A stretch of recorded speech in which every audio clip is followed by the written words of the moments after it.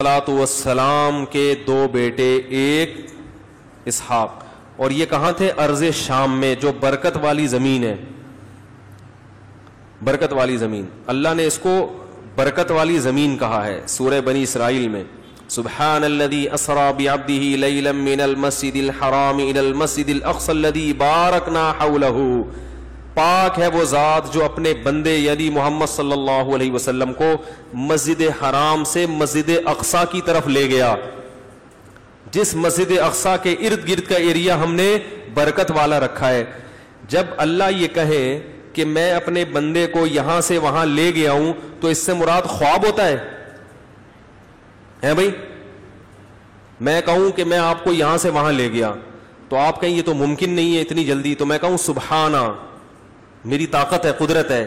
تو اللہ نے اس آیت سے پہلے اپنے نام کے ساتھ سبحانہ لگایا کہ وہ ہر عیب سے پاک ہے. تمہیں اشکال تو ہوگا کہ وہ کیسے لے گیا بھائی، تو اللہ بتاتے ہیں وہ ہر عیب سے پاک ہے جو اپنے بندے کو تھوڑے سے حصے میں لے گیا. یہ بات جناب پروفیسر غامدی صاحب کو سمجھ میں چونکہ نہیں آتی. یہ لوگ ویسے قرآن کا بہت نام لیتے ہیں کہ ہم ابو حنیفہ کو بھی مانتے ہیں، شافعی کو بھی مانتے ہیں، مالک کو بھی مانتے ہیں، امام احمد بن حنبل کو بھی مانتے ہیں، سب قابل قبول تھے، لیکن قرآن کے مقابلے میں ان کو نہیں مانتے. پھر جو قرآن ان کے مقابلے میں پیش کرتے ہیں وہ ان کے مقابلے میں نہیں ہوتا، وہ آپ کی اپنی ذاتی رائے ہوتی ہے جو آپ ان ائمہ کے مقابلے میں پیش کر کے عوام کو سیدھے راستے سے ہٹا رہے ہوتے ہیں. سمجھ میں آ رہی ہے بات؟ قرآن ایک وہ ہے جو ان ائمہ نے سمجھا اور ایک وہ ہے جو میں اور آپ سمجھتے ہیں. تو ہم یہ نہیں کہتے کہ آپ قرآن کو مت فالو کریں، ان ائمہ کو فالو کریں، نا نا نا نا نا. ہم کہتے ہیں کہ قرآن کو آپ اپنی سمجھ کے مطابق فالو مت کریں. امت نے جو قرآن کو سمجھا ہے وہ آپ سے زیادہ اچھا سمجھا ہے، اس سمجھ کو فالو کریں. تو جہاں اپنے مطلب کی چیز ہوگی وہ قرآن بالکل انکار، اور جہاں دوسرے کا قرآن سے استدلال کر رہا ہوگا، جہاں اپنا مطلب نکل رہا ہوگا وہاں قرآن، جہاں دوسرے کا مطلب قرآن سے نکل رہا ہے وہاں قرآن کا انکار. تو یہ چل رہا ہے آج کل.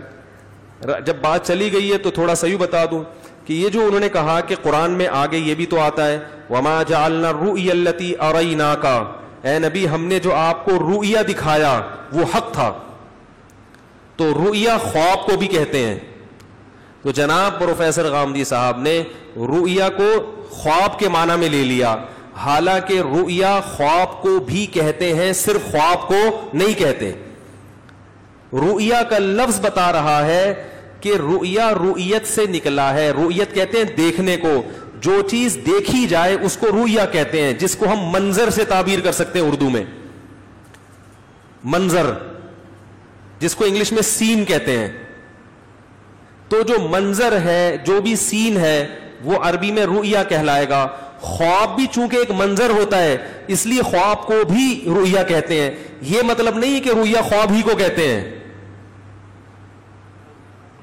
تو یہ جو قرآن میں آتا ہے کہ اے نبی ہم نے آپ کو جو رؤیا دکھایا وہ برحق تھا، یہاں رؤیا سے مراد خواب نہیں ہے بلکہ یہاں منظر ہے، کیونکہ ایک منظر تھا. اب آپ اپنی طرف سے قرآن کی تفسیر کر رہے ہیں، قرآن کی دو آیتوں کو ملا کے تفسیر کیوں نہیں کر رہے؟ ایک طرف قرآن کہہ رہا ہے کہ پاک ہے وہ ذات ہر عیب سے جو اپنے بندے کو رات کے تھوڑے سے حصے میں بیت المقدس لے گیا. یہاں اللہ نہیں کہہ رہے کہ خواب میں لے گیا، میں لے کر گیا ہوں اپنے بندے کو، اور یہ میری قدرت ہے کہ سبحان. جب عجیب کام ہوتا ہے تو ہم کہتے ہیں نا سبحان اللہ. خواب میں جب کوئی چیز نظر آ جائے تو یہ عجیب کام نہیں ہے. خواب میں تو ایک غریب آدمی جس کے نہ میٹرک کیا ہوا، نہ کوئی بینک اسٹیٹمنٹ ہے، نہ اس کے پاس ایک دھیلے کی رقم ہے، وہ امریکہ کا وزیر اعظم بنا ہوتا ہے. اب ایک آدمی آپ سے کہے کہ اگلی دفعہ امریکہ کے صدر کے لیے مجھے سلیکٹ کیا ہے، آپ کہیں گے سبحان اللہ، بھئی بڑی بات ہے. لیکن اگر وہ کہے میں نے خواب میں سلیکٹ ہوا ہے تو آپ کہیں گے سبحان اللہ، کہیں گے اچھا ہے، خواب تو اچھے آنے چاہیے، ٹھیک ہے. قرآن کہہ رہے سبحان الذی، بڑی قدرت والی ہے وہ ذات. عقل سے بعید ہے کہ رات کے تھوڑے حصے میں مسجد حرام سے مسجد اقصی ہو کے آ جائیں، یہ پاسبل نہیں ہے. لیکن اللہ کہتے ہیں میرے لیے پاسبل ہے. تو اس لیے دین سیکھو علماء سے. اگر مولویوں میں غلط لوگ ہیں تو صحیح لوگ بھی کس میں ملیں گے؟ یہ لوگ غلط قسم کے مولاناؤں کے حوالے دے دے کے علماء کو بدنام کرتے ہیں. یہ ایسے ہی ہے جیسے میں غلط قسم کے ڈاکٹروں کے کچھ آپ کے کیسز بتاؤں. وہ ڈاکٹر نے بندہ مار دیا, اس نے غلط انجیکشن لگا دیا. تو بھائی جہاں غلط